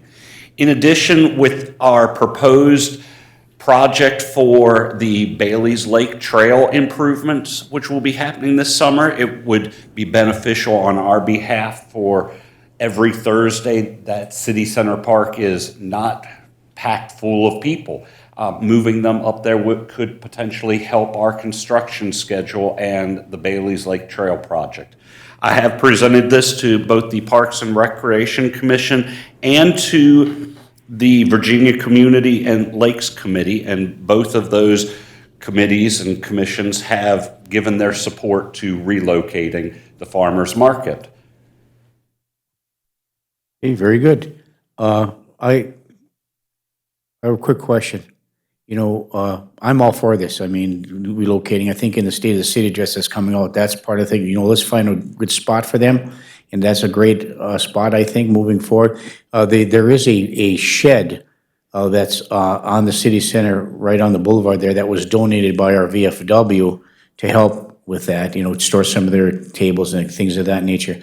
If they're going to relocate that there, my only issue is that then, you know, that building should be, you know, compatible with the exterior of the building of the Klein Cupoletti, because you don't want a shed sitting out there in the middle. So maybe the city could work on, taking care of that moving forward, but. And they're already looking at ways to have it positioned so it doesn't detract from the current park layout and also so it blends in. Yeah, no, the way it stands now, I think some minor alterations need to be made. Councilor Johnson. Would we, I'm guessing there would be then the plans for the electric and that kind of stuff. Is there the ability to put in the appropriate hookup if there were to be a food truck? The food trucks that they've had in the past have not needed that. There is the one pole that is currently sitting out in the field from where the shooting range used to be. So there's already power going out there, and they have told us they do not have any additional needs for power, and if they did, they would work with us to help fund that additional need. I would move approval of changing the position of the park from City Center Park to. Moved by Councilor Johnson to approve the request by the Iron Range Partnership for Sustainability to move their operation over to the Klein Cupoletti building. Is there support? Full support. Support by Councilor Bearable. Further discussion? I think Councilor Paulson was first. Thank you, Mayor. So, Brian, could you just walk us through what that will look like? Will the vendors be inside the Klein Cupoletti building? Will parking be available in the parking lot? Walk us through that. Parking will, for those coming to shop, parking will be the street parking, and then you'd walk to the building from the sidewalk. We would have vendors set up in the parking lot, and then also we would utilize some vendors inside the building. On rainy days, we would probably have more vendors inside the building. Currently, there are several vendors who, when it rains, they don't come to the farmer's market, like the soap lady. For some reason, she doesn't want her soap sitting outside. We'd be able to get her inside for those days so that all of the vendors who are regulars would be able to come irregardless of whatever weather conditions we are having those days. Thank you for that. And then, do you feel that that's adequate parking if people are coming with children? Just the safety factor with that. And we will be, depending on how many vendors we have, we hope to grow the farmer's market with this move, but with the current number of vendors, we would have some parking in the parking lot, and we are looking at designating that as handicap parking. Thank you for that. And I'm in full support. I think it's probably a much better ideal, location for them. I just wanted to understand how it was going to work, and I think it's great that if it rains or there's certain, windy weather conditions, that there's an option for going inside. And this is in kind. We're donating their uses of this, just like we did over down at the City Center Park, right? Yes. Okay, thank you. Councilor Bearable? That was my only one question. We will use in-kind services to help them move that building, Brian? Yes, we will. Okay. Yeah, we used our in-kind service to put it there as well, so. Councilor Barnzelli, did you have something you'd like to add? Brian, would you explain or tell us, they're going to put lighting in that area this summer? Wasn't the utilities going to do that? We're evaluating the different options that we have for lighting upgrades. Yeah, not only because of this fundraiser or this feed thing, but just for security in that area. There's no lighting in there now at all. Yeah, thank you. Okay, thank you. Any further discussion, comments? Okay, it's been moved and supported to approve the move to the Klein Cupoletti for the Iron Range Partnership for Sustainability's Farmers Market. Is there any further discussion? Seeing none, all those in favor signify by saying aye. Aye. Aye, opposed? Motion carries. Thank you, Brian. Next item on the agenda is item number 7 under Building and Grounds, is to approve the resolution for the transfer of city property parcel number 090-01, excuse me, let me start that over again. Parcel 090-0010-05050 and parcel number 090-0010-05040 to Twin Cities Hospitality LLC. And if you recall, some of you were on the council then maybe we all were, when we did the project development agreement with the Quality Inn, which is currently through Twin Cities Hospitality. And part of their commitment was to invest $2.4 million in the project. I think they've had $2.7 million invested. They've paid back the loans that they've done. We've released some of the liens that we had on some of their other properties because they've met their financial obligation. And part of this agreement was that we would convey a small piece to expand their parking lot to accommodate the number of vehicles that are required under their franchise agreement with the Quality Inn or whatever the mothership is for that hotel combination. So that being said, Councilor Johnson? I have one question, and I'm trying to skim over to refresh my memory.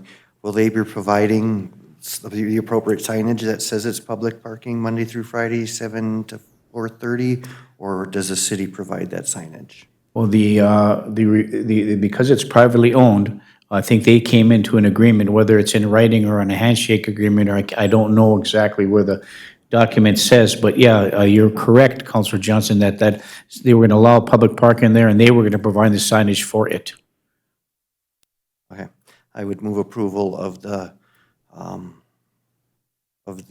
agreement, the development agreement to continuation for the property. Or what are we, a resolution, I guess it is? Yeah, I will move the resolution authoring the transfer of city land to Twin Cities Hospitality.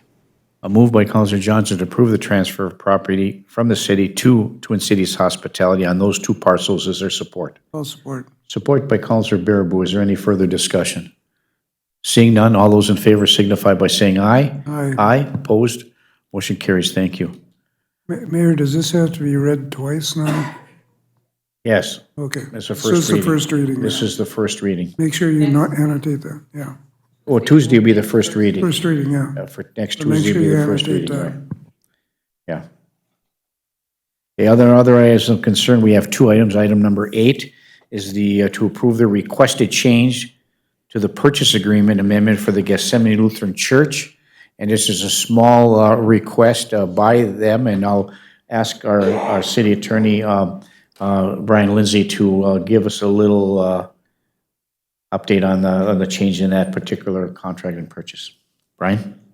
Thank you, Mayor. As you turn to the last page contained within the packet, you'll see at the very bottom under paragraph 21 of that purchase agreement, there's a change indicated that basically because the sale requires some work on a subdivision, it initially had the seller paying those expenses. They've requested that the buyer pay those expenses in the normal distributions of cost. This isn't an unusual request. Okay, thank you. Councilor Baraboo? Yeah, I'll also move that we accept the change on the 21st line item of that to reflect that change. Okay, a move by Councilor Baraboo to approve the change in the language to that purchase. Is there support? Support by Councilor Beyondich. Is there any further discussion? Seeing none, all those in favor signify by saying aye. Aye. Aye. Opposed? Motion carries. Thank you. Okay, the last item that's on the agenda is the request for a closed meeting under the attorney-client privilege pursuant to Minnesota Statute 13D-.05 Subdivision 3B as the result of a threatened and pending. Yeah. What is it? Oh, yeah, I was remiss. I apologize for that. Steve, you asked me that earlier. Yep. And I'm 68 years old. Please excuse me. So, okay, thank you. Before we go there, under other items of concern, Councilor Johnson has a request. Councilor Johnson. Thank you, Mayor. I apologize. I didn't think about this till after the agenda came out. The Northeast Higher Education District, as you may have heard on the news, is looking at consolidating all 5 college campuses under one college administration something. And several months ago, there was a request made for interested community members to be, to represent, and I offered my name up as a potential, and Provost of the Virginia College submitted my name for the Virginia Community Representative, and I was chosen. And when speaking to Britt, because I'm representing Virginia and I'm on the council, she thought it would be appropriate that I ask the blessing of the council to serve on this advisory board. I printed out the email that I got, and then you can see on the page that's black and white what the actual charge of the Vision Northeast Advisory Council is. So I'm requesting the opportunity from the council to officially represent and bring back information as I am able. And you'll be representing the Mesaba Range College along with the other three community member, or the other three staff members. Yes, and I'm representing the community as a whole. Part of my job is to do adult education, so I kind of bringing that perspective into. So everything that I'm involved in becomes part of my perspective on what this could look like, and it's a huge change for our region for years and years to come. Sure, thank you. I would so move the city council blessing to allow Steve to represent the community on this initiative. Thank you. Moved by Councilor Freely, been supported by Councilor Beyondich.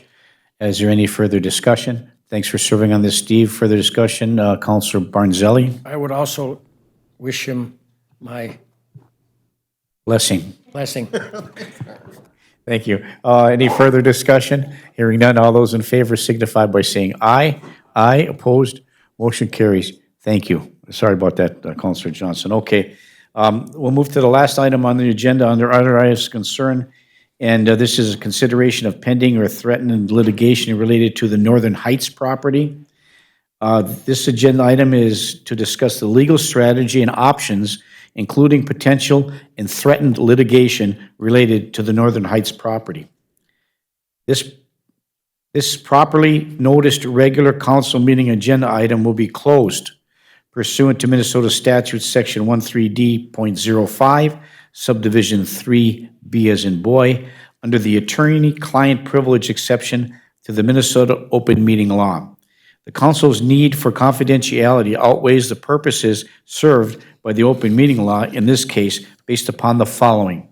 The city council and legal counsel need to have a candid and open discussion in this situation to determine the available options for either pursuing litigation or its legal alternatives to address the issues at the Northern Heights property and the strengths and weaknesses and risks associated with such options.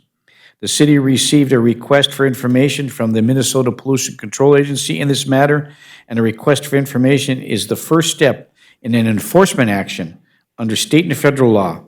Enforcement actions are inherently adversarial in nature, and for practical purposes behave like litigation and are subject to the same attorney-client confidentiality requirements that exist for litigation.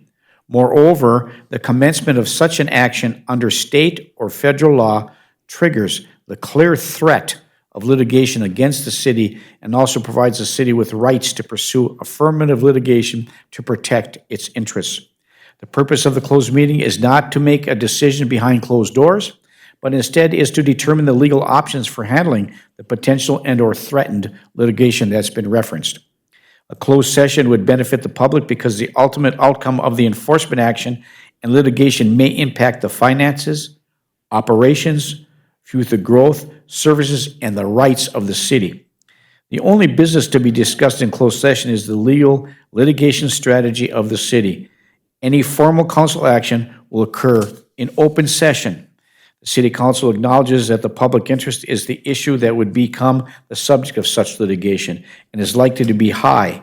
However, a discussion of the city's litigation options, strategies, and position in an open session would be detrimental because it may take place in the presence of individuals involved in the possible enforcement action and litigation, thereby divulge legal strategies that may be detrimental to the interests of the city and its taxpayers.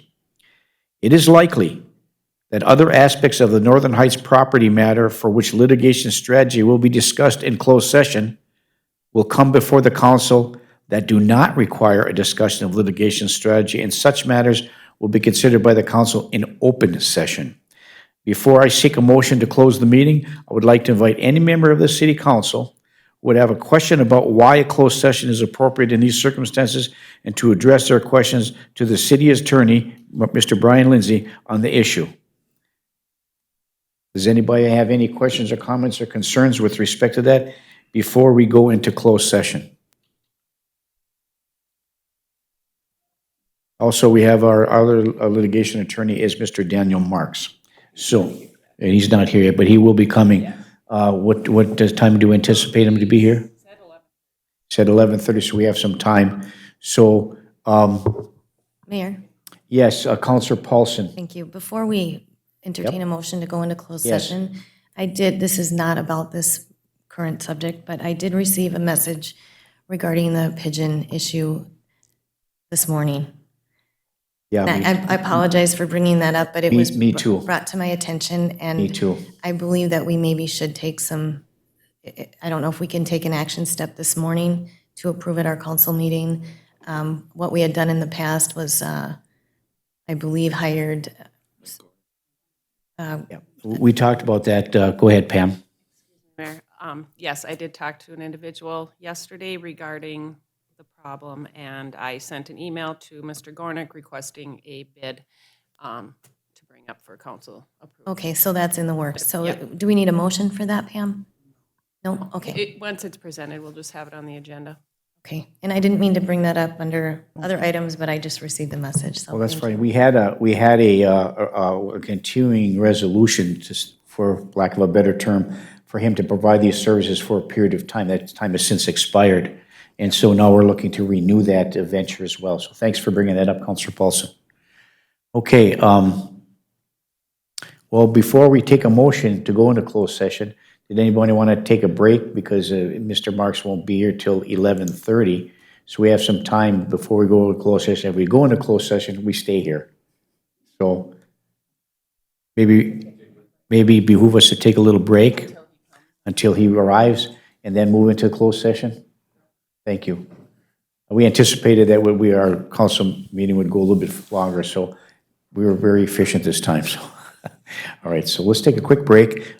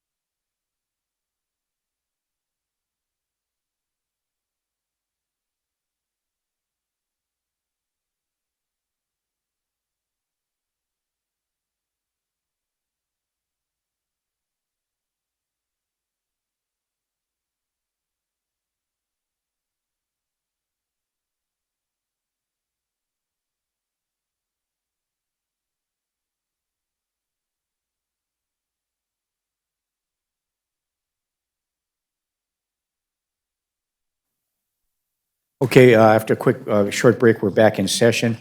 And I've read the statement with respect to going into closed session, the reasoning for that. We have our attorney present, both our city attorney and our contract attorney regarding this matter. So I would ask for a motion from the council to close the meeting and move into closed session to discuss this issue regarding Northern Heights. Councilor Johnson. Thank you, Mayor. I'd move that we close the meeting according to the statement you read and move into the committee room for a closed session. Is there support? Moved by Councilor Johnson, supported by Councilor Freely. Is there any further discussion? Seeing none, all those in favor signify by saying aye. Aye, opposed, motion carries. We are now in closed session where we move into the committee room